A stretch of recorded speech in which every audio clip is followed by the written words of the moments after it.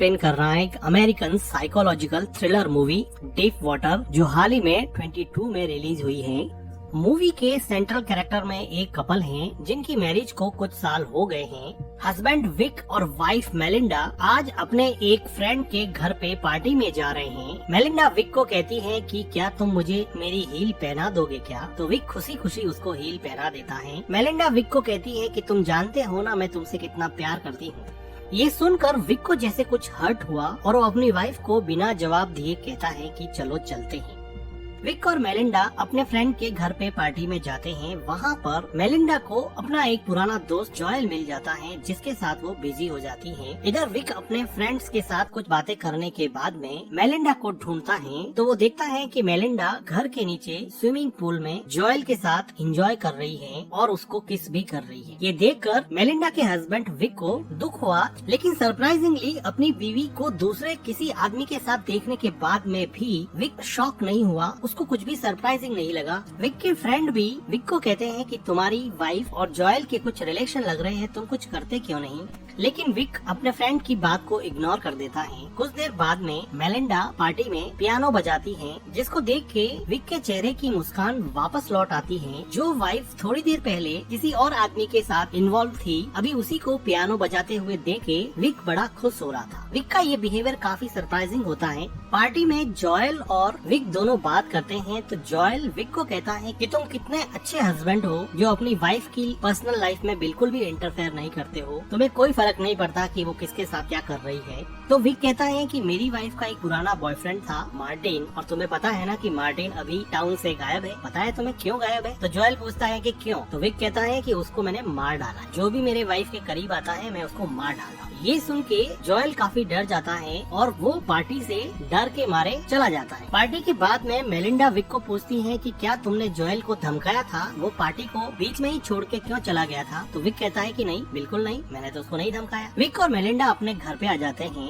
इन दोनों की एक बेटी है ट्रिक्सी, और ट्रिक्सी को संभालने के लिए एक बेबी सिटर आती है। आज बेबी सिटर के सामने ही मेलिंडा ने अपना टॉप उतार दिया है। तो विक बेबी सिटर को समझाता है कि मेरी वाइफ एक अलग कल्चर से बिलोंग करती है, वो ब्राजीलियन है और वो काफी ओपन माइंडेड है, इसलिए तुम इस चीज को माइंड मत करना। तो मेलिंडा कहती है कि अमेरिका कितना सफोकेटिंग है, यहाँ पे लोग कितने रिजर्व रहते हैं। इसके बाद में विक मेलिंडा को बॉडी मसाज देता है और उसको पूछता है कि तुम्हें ऐसे लड़के ही क्यों पसंद आते हैं जिनके पास इंटेलिजेंस या ब्रेन नहीं होता है? तो वो अपने हस्बैंड को काउंटर करते हुए पूछती है कि do you like me for my brain और समथिंग एल्स? वो कहती है कि मैं ब्रेन के लिए लड़कों को नहीं चॉइस करती हूँ, मैं प्लेजर के लिए करती हूँ। बॉडी मसाज के बाद में मेलिंडा विक को दूसरे रूम में जाने के लिए कहती है। तब हमें पता चलता है कि हस्बैंड वाइफ दोनों अलग अलग रूम में सोते हैं। ब्राजीलियन वाइफ और अमेरिकन हस्बैंड की लाइफ बाहर से बिल्कुल परफेक्ट दिखती है, लेकिन अंदर से इनकी लाइफ पूरी तरह से बिखरी हुई है। वाइफ अपने बॉयफ्रेंड्स के साथ एंजॉय करती है और हस्बैंड वाइफ को बहुत प्यार करता है, वो उसको छोड़ना नहीं चाहता, तो वो उसके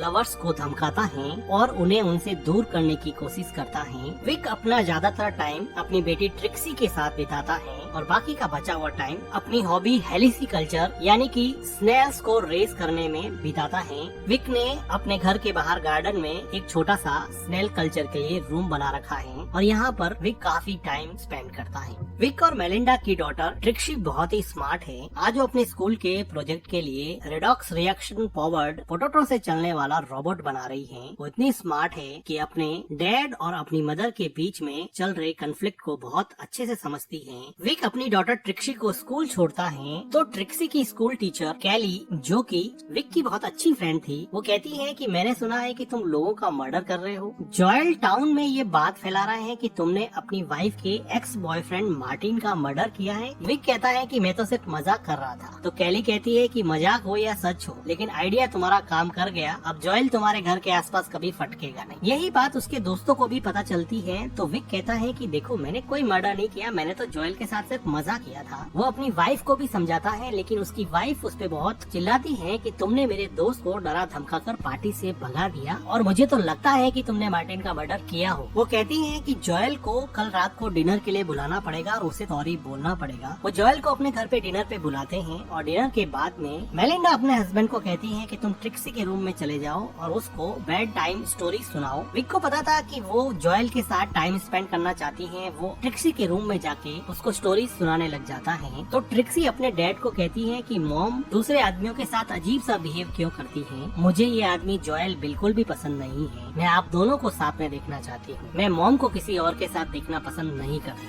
विक कहता है कि मैं जानता हूँ, कोई बात नहीं, तुम सो जाओ। उसके बाद में विक अपने ही घर में अपनी वाइफ के साथ जोएल को मस्ती करता हुआ देखता है। तो वो किचन में जाके कुछ प्लेट्स पटक देता है। आवाज सुन के ये दोनों बाहर आते हैं। बाहर आने पर विक जोएल को कहता है कि मैं तुमसे कोई सॉरी वॉरी बोलने वाला हूँ नहीं, तुम्हें एक बात बता दूं कि मार्टिन का मर्डर मैंने ही हैमर मार मार के किया था। जोएल और ज्यादा डर जाता है और वहाँ से चला जाता है। नेक्स्ट डे विक, मेलिंडा और ट्रिक्सी अपने फ्रेंड की एक पार्टी में जाते हैं, जहाँ पर उनको एक राइटर डॉन मिलता है।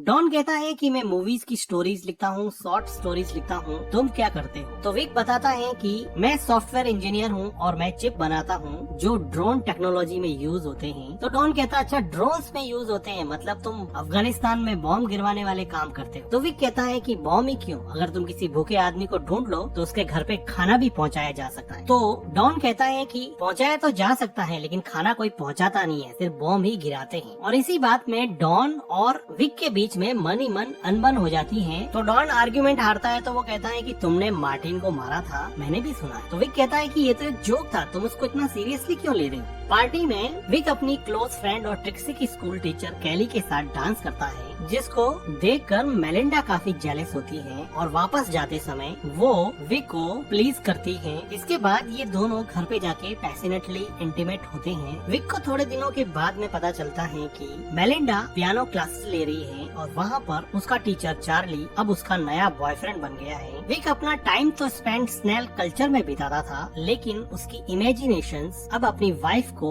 चार्ली के साथ रोमांटिकली इन्वॉल्व होते हुए देखती हैं। आज मेलिंडा घर पे भी नहीं है, जिसकी वजह से इमेजिन करते करते विक पूरी रात सो भी नहीं पाया है। अगले दिन सुबह जब मेलिंडा घर पे आती है तो विक उसको पूछता है कि कहाँ गई थी। तो मेलिंडा बिल्कुल क्लियरली बता देती है कि वो चार्ली के साथ है और वो उसके साथ क्वालिटी टाइम स्पेंड कर रही है। विक को तो ये पहले से ही पता था। मेलिंडा इतनी ब्लंट है कि वो अपने हस्बैंड को चार्ली के बारे में ऐसी ऐसी बातें बताती है जिसको उसका हस्बैंड सुन भी नहीं सकता। वो कहती है कि क्या मैं बताऊं कि उसने मुझे कैसे खुश किया, उसने मेरे शरीर पे कहाँ कहाँ मार्क्स छोड़े, क्या जानना चाहते हो तुम? तो विक कहता है कि हमारी एक डॉटर है, हमारी एक फैमिली है, तुम कुछ तो सोचो। तो मेलिंडा क्लियरली कहती है कि तुम्हारी चॉइस थी, फैमिली बनाना, बच्चे पैदा करना वो तुम्हारी चॉइस। इससे क्लियरली ये लगता है कि मेलिंडा विक के साथ एक ओपन रिलेशन में रहना चाहती थी, लेकिन फैमिली बनाने का और बच्चे पैदा करने का प्लान विक ने बनाया था। इसलिए अब मेलिंडा उसके साथ एडजस्ट नहीं कर पा रही है, लेकिन विक चाहता है कि वो सब एक फैमिली की तरह एक ही छत के नीचे रहे। लेकिन मेलिंडा की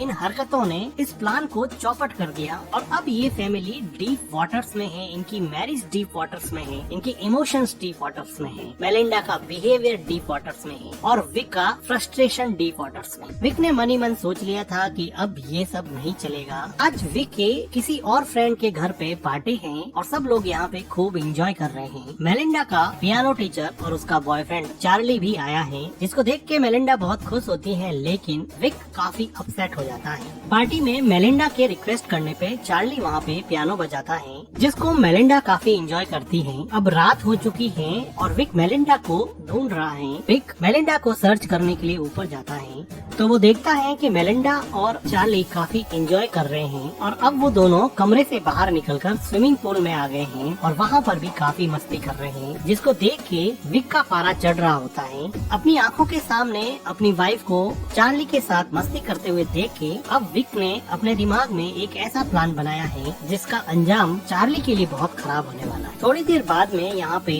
बारिश होने लगती है, जिसकी वजह से एक एक करके सब लोग घर के अंदर चले जाते हैं। घर के अंदर सब लोग जब कुकीज एंजॉय कर रहे थे तब मौका देख के विक चार्ली को स्विमिंग पूल के अंदर डुबोकर मार डालता है और फिर चुपचाप अंदर आ जाता है और खुद भी कुकीज खाने में बिजी हो जाता है। इधर मेलिंडा चार्ली को ढूंढ रही होती है। वो बाहर देखती है तो वो देखती है कि चार्ली स्विमिंग पूल में मरा हुआ तैर रहा है। वो चिल्लाती है, सब लोग मिलके उसको बाहर निकालते हैं, उसको रिवाइव करने की कोशिश करते हैं, लेकिन वो रिवाइव नहीं हो पाता। डॉक्टर्स और पुलिस की टीम आती है। डॉक्टर उसको डेड घोषित कर देते हैं। पुलिस यहाँ पे सबसे इन्वेस्टिगेशन करती है, लेकिन कुछ खास पुलिस को मिलता नहीं है। पुलिस फिलहाल इसको एक्सीडेंटल ड्राउनिंग ड्राउनिंग का केस ही मान रही हैं, लेकिन डॉन जिसने स्विमिंग पूल में चार्ली और विक को अकेले देखा था वो अब विक पे डाउट करने लगा है। डॉन ने अब एक प्राइवेट इन्वेस्टिगेटर हायर किया है जो विक पे नजर रखता है। विक इस आदमी को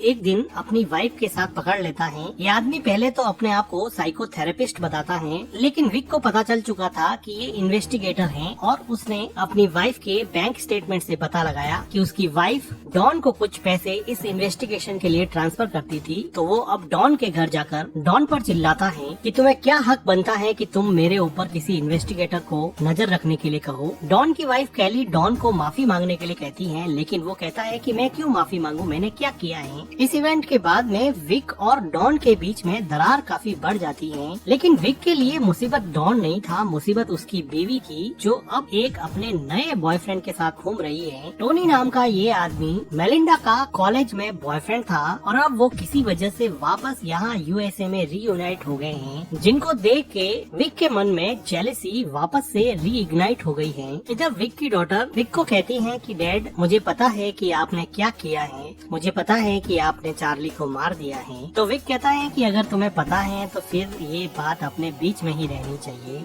इसके बाद में ट्रिक्सी अपने रूम में जाती है तो विक मेलिंडा को अपने नए बॉयफ्रेंड टॉनी से बात करते हुए ऊपर से सुन रहा होता है। तो सुनता है कि मेलिंडा कह रही है कि कब चलने का प्लान है। ट्रिक्सी को इस बात की धीरे धीरे आदत पड़ जाएगी, वो वहाँ पे एडजस्ट कर लेगी। मेलिंडा की ये बातें सुन के विक को ये बात समझ में आ गई कि वो ब्राजील जाने का प्लानिंग कर रही है और वो ट्रिक्सी को भी अपने साथ में ले जाएगी और वो टोनी के साथ जाकर वापस अपनी नेटिव कंट्री ब्राजील में बसने का प्लान कर रही है। अगले दिन विक का गुस्सा और बढ़ जाता है जब टोनी मेलिंडा के बुलाने पर उसके घर आता है और मेलिंडा के साथ लंच करके डांस करता है और उसके साथ काफी एंजॉय करता है। विक को ये सब बिल्कुल भी सहन नहीं हो रहा होता है, इसलिए वो अगले दिन टोनी को एक रेस्टोरेंट से निकलते हुए पिक कर लेता है और कहता है कि मेलिंडा ने यहाँ से थोड़ी दूर पर एक प्रॉपर्टी की साइट देखी है, चलो देख के आते हैं। इंसिस्ट करने पर टोनी कार के अंदर बैठ जाता है और ये दोनों इस टाउन से काफी दूर एक हाइकिंग साइट पे जाते हैं और विक यहाँ पे काफी रफ कार चलाता है, जिसको देख के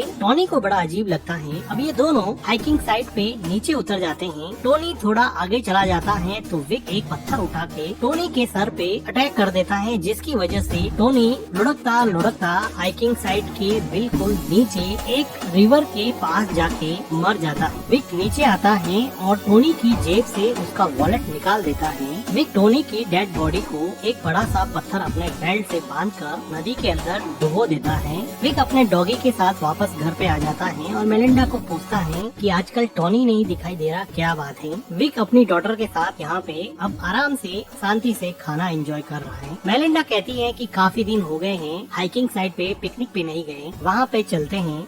तो विक मेलिंडा और अपनी डॉटर के साथ हाइकिंग साइट पे पिकनिक के लिए चला जाता है और वहाँ पर विक अपने द्वारा ली हुई फोटोज को मेलिंडा को दिखाता है, जिसमें मेलिंडा की बहुत सारी फोटोज का कलेक्शन था, जिसे देख के मेलिंडा बहुत खुश होती है और वो कहती है तुम अकेले ही ऐसे हो जो मेरी सभी हरकतों के बावजूद भी मेरे साथ रहना चाहते हो, मैं सच में तुमसे प्यार करती हूँ। और वो काफी इमोशनल हो जाती। अभी विक देखता है कि उसकी डॉटर ट्रिक्सी नदी के पास चली गई है, तो उसको लाने के लिए वो वहाँ जाता है। तो वो देखता है कि वहाँ पर टोनी की डेड बॉडी फूलने की वजह से पानी के ऊपर आ गई है। अब विक को लगा कि किसी को पता चल जाएगा, इसलिए वो वहाँ से मेलिंडा और ट्रिक्सी को लेके निकल जाता है, लेकिन जानबूझकर मेलिंडा का एक स्कार्फ वहाँ पे छोड़ देता है, जिसके बारे में मेलिंडा कार में पूछती है कि मेरा स्कार्फ वहीं पे रह गया है। तो विक अनजान बनते हुए कहता है कि कोई बात नहीं, मैं कल जाके ले आऊंगा। पिकनिक के बाद में घर आने पर मेलिंडा विक के साथ इंटीमेट होती है और विक को कई दिनों के बाद में ऐसा लगा कि शायद मेलिंडा बदल गई है।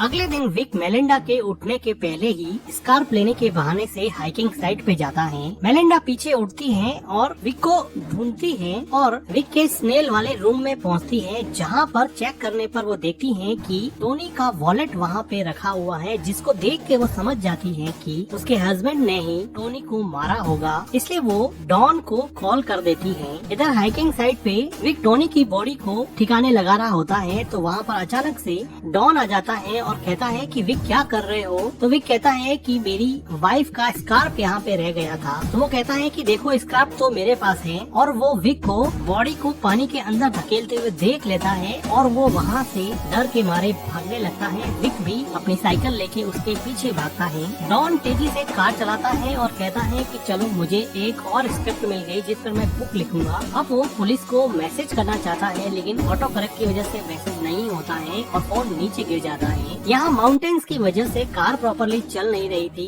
लेकिन विक इस साइड से काफी परिचित था, इसलिए वो अपनी साइकिल से शॉर्टकट लेके डॉन की कार के सामने आ जाता है, जिसकी वजह से डॉन उसको बचाने की कोशिश करता है और उसका बैलेंस बिगड़ जाता है और उसकी कार का एक्सीडेंट हो जाता है और वो कार के साथ ही नदी में डूब जाता है और वहीं मर जाता है। इधर मेलिंडा रोते हुए अपना बैग पैक करती है और यहाँ से जाने की तैयारी करती है, लेकिन मेलिंडा की डॉटर ट्रिक्सी वो बैग स्विमिंग पूल में फेंक देती है और कहती है कि मैं नहीं चलूंगी, मैं तुम्हें और डैड को एक साथ देखना चाहती हूँ। जिसे सुनकर ऐसा लगा कि मेलिंडा का मन बदल गया है। थोड़ी देर बाद में विक घर पे आता है और मेलिंडा को पूछता है कि क्या हुआ। मेलिंडा कहती है कुछ भी तो नहीं। मेलिंडा को सब कुछ पता था, लेकिन वो विक को कुछ नहीं बोल रही थी। मेलिंडा ने टोनी का वॉलेट जो स्नेल रूम से मिला था उसने अब वो जला दिया है, क्योंकि उसको रियलाइज हो गया है कि उसके हस्बैंड से ज्यादा उससे कोई प्यार नहीं करता है और अब वो अपने हस्बैंड और अपनी डॉटर ट्रिक्सी के साथ एक अच्छी फैमिली की तरह जिंदगी गुजारेंगे। और इस तरह से